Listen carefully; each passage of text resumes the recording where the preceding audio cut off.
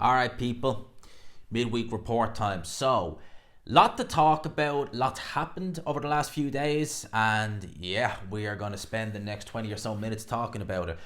The main talking point of this video is primarily going to be the announcement yesterday of the August the 3rd date in LA. It is the first, again, I think it's the first kind of Saudi card that's not going to be taking place in Saudi Arabia. Obviously, we apparently have one coming up in the UK in September.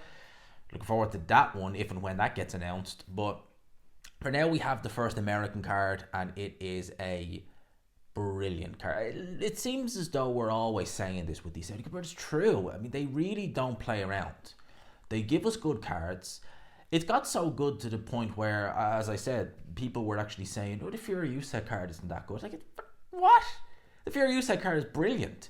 Are we getting that spoiled that we're looking at a very, very good card like the Fury Usyk card, and people are saying it's not that good, is it? It's brilliant. It's brilliant, and this is no different. This is brilliant. This is a great card.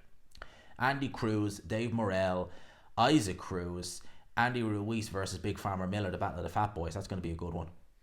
I think the fight of this, for me, the one I'm most looking forward to, even more so than the main event, the Battle of the Fat Boys, is Virgil Ortiz versus Tim Tszyu. Oh, lads, I cannot believe that's such a good fight. Ortiz versus Tszyu.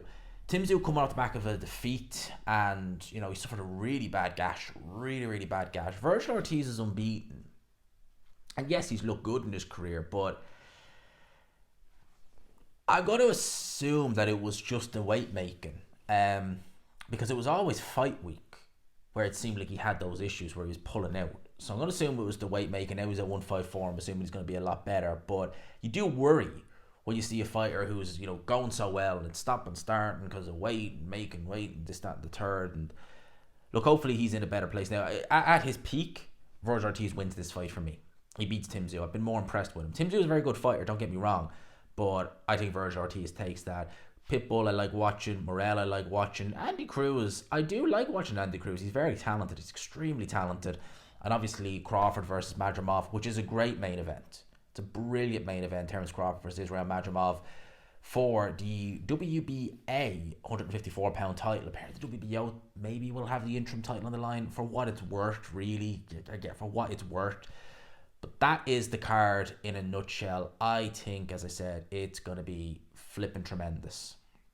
I really do. I think it's great. It's weird that we're seeing, Hearn fighters, PBC fighters, Golden Boy fighters, all on the one card. It's like the Saudis are finally doing what we've been waiting for years, which is just kind of, are they even getting these promoters in and just slamming their heads together, or what way is it? Are they just showing the bag? Probably the latter of the two, to be fair.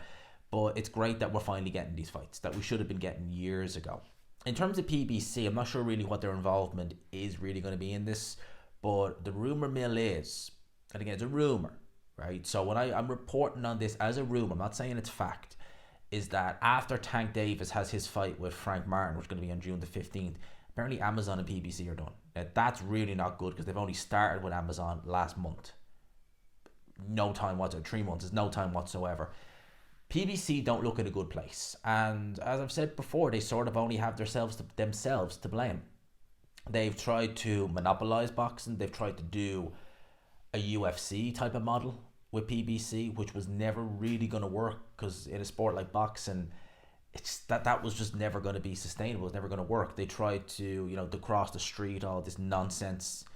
And at one point, PBC did seem like the place to go. You had people like Lee Selby, Carl Frampton, James DeGale all going stateside to fight with PBC, or certainly be advised by Al Heyman. Then we started seeing a lot of these fighters get inactive. It was just that the inactivity is crippling some of the fighters, I think. And we're seeing fighters like Charlo have one fight in the last 3 years. It's ridiculous. So PBC really don't seem in a good place. And this card, honestly, I can't speak more highly enough about it. I think it is a fantastic card. I really, truly do. I think it's absolutely fantastic.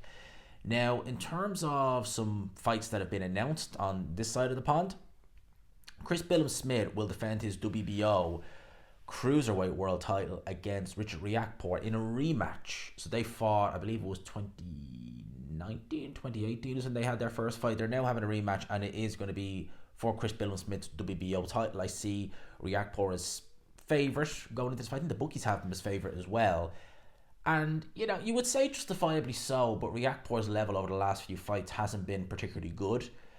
Billum Smith has operated at a higher level. He's fought Crowley. He obviously fought Mastanak before Christmas in a fight that was a bit of a head scratcher, because Billum Smith really didn't look good in that fight. And Mastanak's always been tricky. He's always been a solid fighter. Ask Tony Bellew, he'll tell you that. But when Bellew fought him, that was 2015. That was on the other card of Joshua versus White. It's not 2015 anymore. At that time, it was the back end of 2023. It was 8 years removed.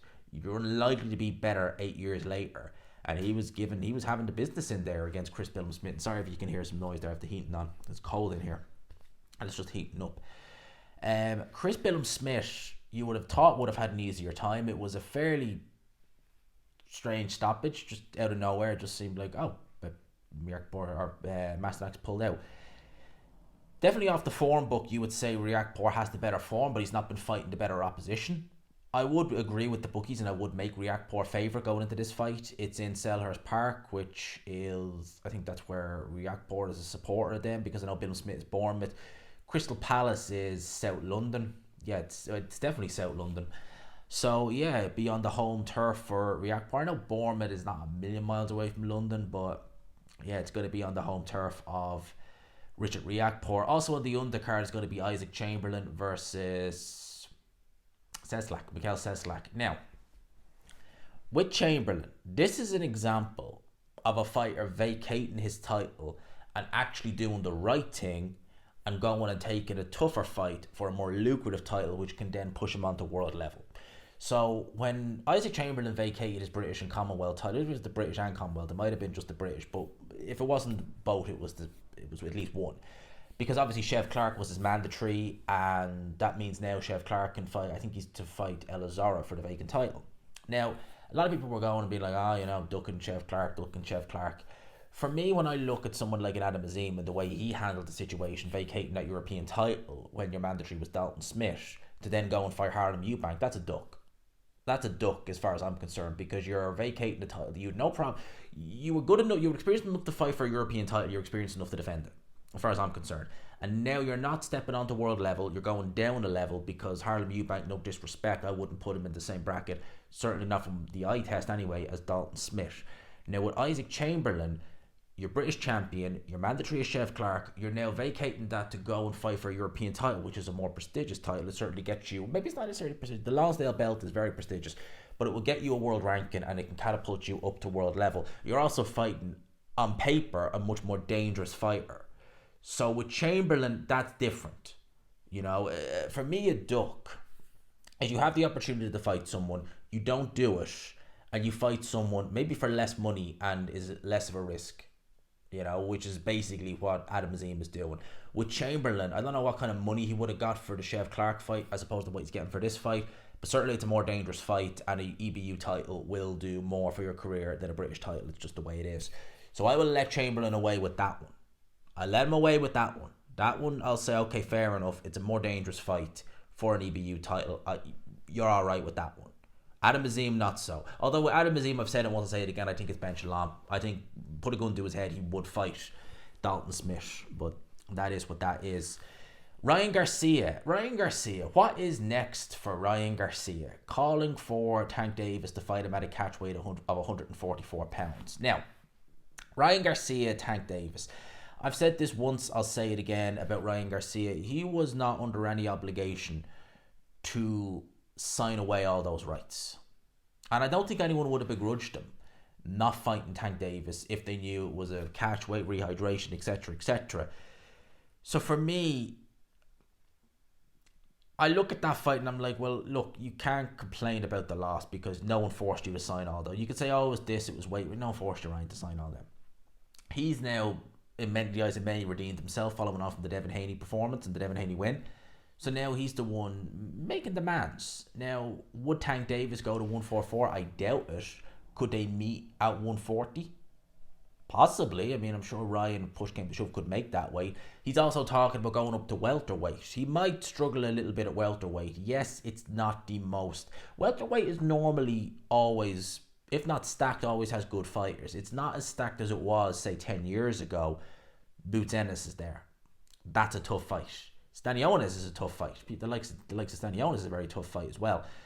So maybe he needs to just have a look at what's going on, assess the situation at 140. But Ryan, I mean, look at this. He's named Isaac Cruz as one of his potential next fights, as well as Fondora. One's at 140, one is at 154. And Fondora is just massive. His Excellence Turki Al Sheikh has confirmed that he still hopes to see Anthony Joshua versus Deontay Wilder one day, when asked if it could be on the cards if Wilder beats Zhilei Zhang. If Wilder beats Zhilei Zhang, and that's a big if, that's a very big if, I wouldn't be shocked if they did try and do it. I genuinely wouldn't. It wouldn't shock me if they tried to do it, but I would say it's see, if there's a world title fight there for Joshua, I would say it's unlikely they do it this year. Maybe they try and get Joshua a shot at the winner of Hrgovic Dubois if there's a world title on the line, and then try and do the Wilder fight next year. Who knows? And it's a big if Wilder actually getting through Zhilei Zhang, because that's a tough fight. It's a very, very tough fight. But there's always going to be that appeal there. And if Wilder goes and does a job on Zhilei Zhang, people will forget that Joseph Parker fight pretty quickly, and they'll be like, right, let's see Joshua versus Wilder. They will. 100%. Eddie Hearn has won the purse bid for Boots Ennis versus Cody Crowley. Or Crowley, is how you say that guy's name. So we will be getting Boots Ennis. Apparently we're going to be hearing him maybe in July. So look, I always like watching Boots Ennis. I think he's one of my favourite fighters to watch. I think he's tremendously talented. And yeah, first fight with Matchroom. Let's see what Eddie Hearn can do for him. Chocolatito Gonzalez will be back on July the 12th in Nicaragua. Robert Barrera. I've never heard of him. Forgive my ignorance, but I've never heard of him. So that would be, we like Chocolatito on here. We really do. We really genuinely do. I seen this, and I'm wondering, is this a Don King card? Because it has a lot of fighters I would associate with Don King. One fighter who I definitely wouldn't associate with Don King, but he's on this card anyway. Adrian Broner will face Blair Cobbs on June 7th in Florida. AB. I've said this once and I'll say it again. It's not related to the video, to subjects. When I hit 20k, which we are just over 17,500 subscribers deep, so we're just under 2.5k away. When I hit 20k special is going to be WTF Adrian Broner. Yes, it will. That's going to be a doozy. That's going to be a doozy of a video. Oh boy. Adrian Broner, I mean, like, where do we start? That could be a long one. That could be I'll work on a script and everything for that one. We could be talking a while on that one. Believe that. Noel McCallan, I think is how you say his name. He'll be defending his WBC Cruiserweight World title against Ryan Ruiz. Never heard of him. Cassius Chaney versus Michael Hunter. Yes, Michael the Bounty Hunter for the vacant WBA interim title. They've really both earned a crack at that. They really have. Yeah, Michael Hunter and Cassius really earned a crack at an interim title. What's the point in having an interim title? You've got a regular title and a super title, and you just chuck an interim title on. The WBA, I wouldn't put them as bad as the WBC, but they are pretty damn bad. Michael Hunter has done virtually nothing in his career the last few years. Virtually nothing. Going in there against Cassius Chaney. He's alright. Cassius Chaney, didn't he get that big knockout over Trevor Bryan? I'm pretty sure that was Cassius Chaney. I'll just double check, because I'm pretty sure he fights on 36 years. I didn't realize he was that old. Jeez, I didn't even realize he was that. Yeah, he's the guy who got that big knockout over Trevor Bryan back in Miami last November. And again, that knockout was brutal. It was a really bad knockout. Oh, if you go on BoxRec and you look at this card, apparently Yorniel Dorticos is going to be on the card. I mean, that's a fall from grace. And it is a Don King card, by the way, so yeah, wonder how much these guys are going to get paid. Not a lot, I can imagine. Not a great deal.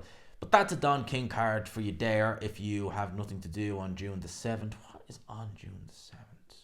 No, the June the 1st is the Matchroom show, Matchroom Queensbury show.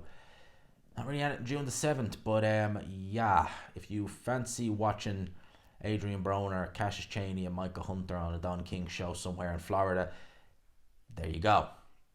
Now, I've also seen during the week reports from Alex Krasuk where, and I get it, he is worried about the Tyson Fury fight, not in the sense of his fighter losing or anything like that, but another pullout. So we've heard that Filip Hrgovic is the standby opponent for Tyson Fury versus Alexander Usyk, certainly on Usyk's part, because that will then fulfill the mandatory with the IBF, which will then push that back.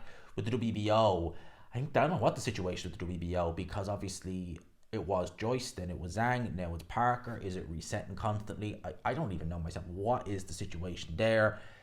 But that is the situation. I understand completely why they're worried.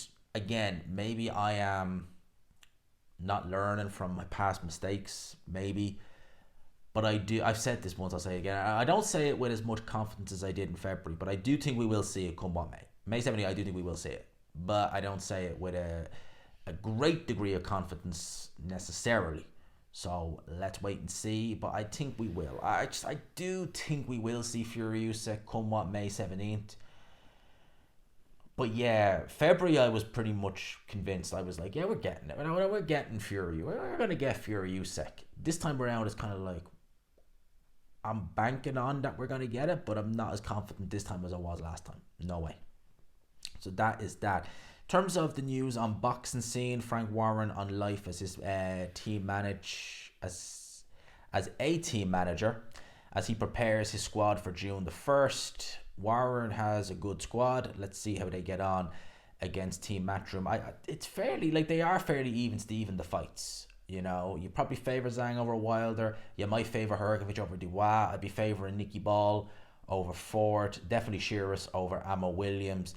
I would be saying Willie Hutchinson. Yeah, you could prove me wrong, but I'd be making Craig Richards favourite, definitely. Let's see what else we have here. Ryan predicts Haney would beat Tank Davis. I don't know if I would take Devin Haney over Tank Davis. That's a fairly good fight.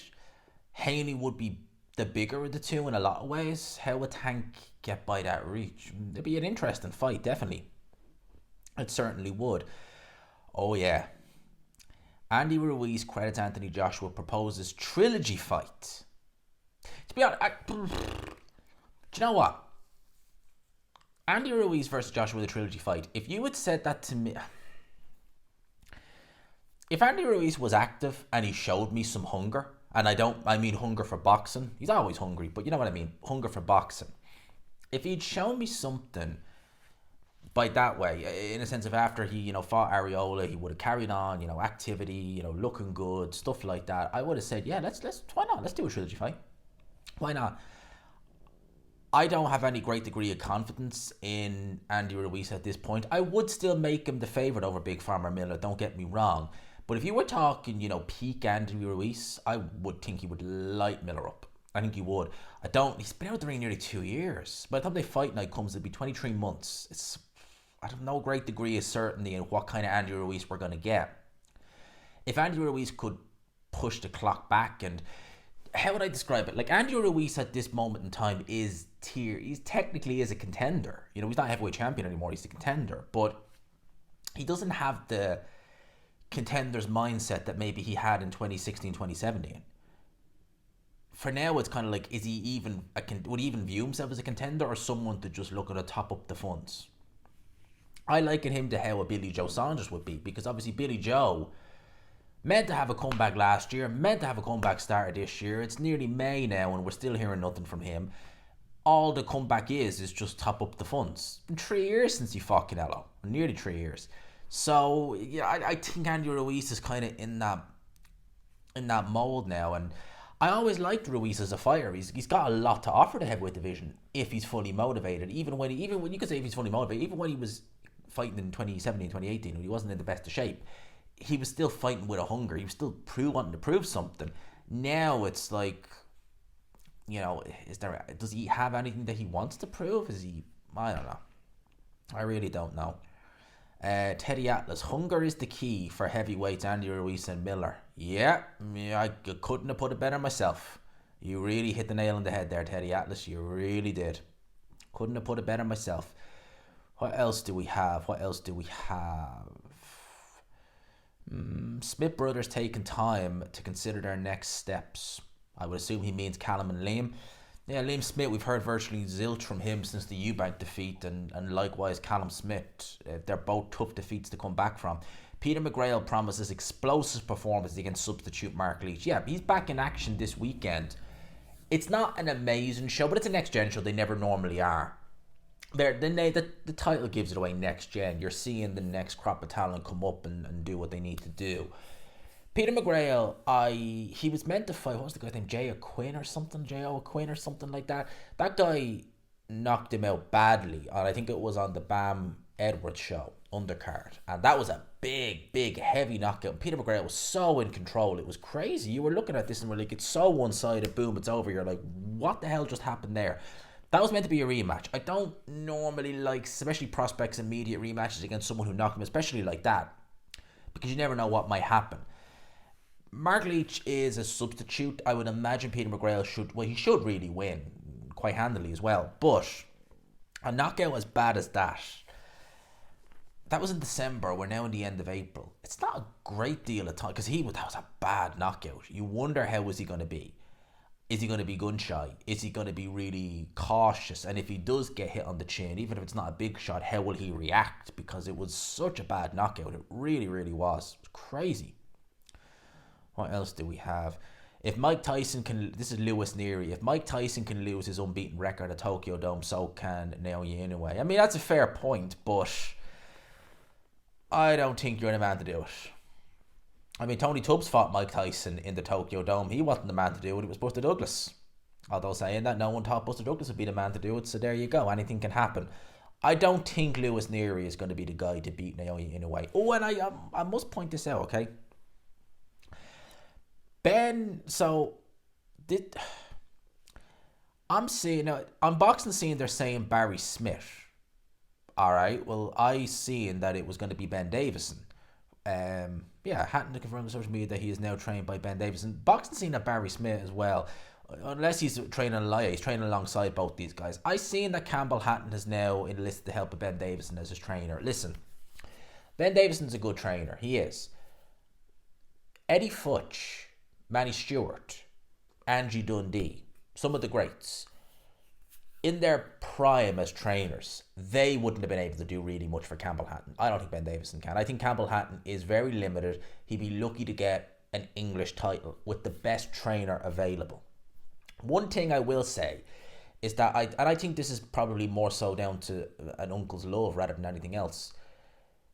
Campbell Hatton is so poor and so basic that I suspect Matthew Hatton, if he sparred, it was probably light sparring or maybe just body sparring, because Campbell Hatton, he is so poor that if you got a sparring partner who was anyway decent, like English level, and he put it on him, chances are he'd beat the living crap out of him.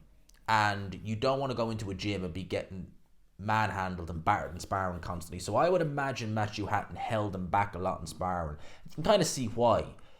Problem is, it meant that he never developed. But it's you could see there's no development there with Campbell Hatton in any way. Even in strength, he needs an S&C coach. And I'm not someone who advises normally for S&C coaches, but that guy has no strength to speak of. He needs something.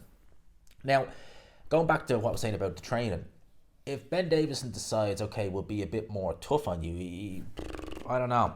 I don't think there's anything you can really do for Campbell Hatton, quite frankly. I think that he is what he is. He is someone who decided to go in boxing. And I've said, like, if you look at, like, Steve Collins Jr.'s of the world, he went into boxing and Frank Warren realised pretty quick, oh, God, this guy is nothing. And he went back on the small hall shows. It didn't work out for him. He wasn't good enough. I think Campbell Hatton's going to be the same, but he is probably going to persevere it more so than someone like a Collins Jr. And if I was Eddie Hearn, I'd be saying, listen, just put him on the small halls. Put him on the small hall shows for the next year, away from the cameras, away from the pressure, see how he gets on in the gym, and then see. But I'm not expecting much from Campbell Hatton. I don't think anyone really is. I mean, he should really have 2 losses rather than 1 on his record by now. So that I think that's pretty much it for Midweek Report. Let me know your thoughts in the comment section below and everything I talk about in this video. I hope you enjoyed it. As always, people, smash the like button if you could, subscribe, of course, as always, if you haven't already. And for now, lads and lassies, I will leave it there. Peace.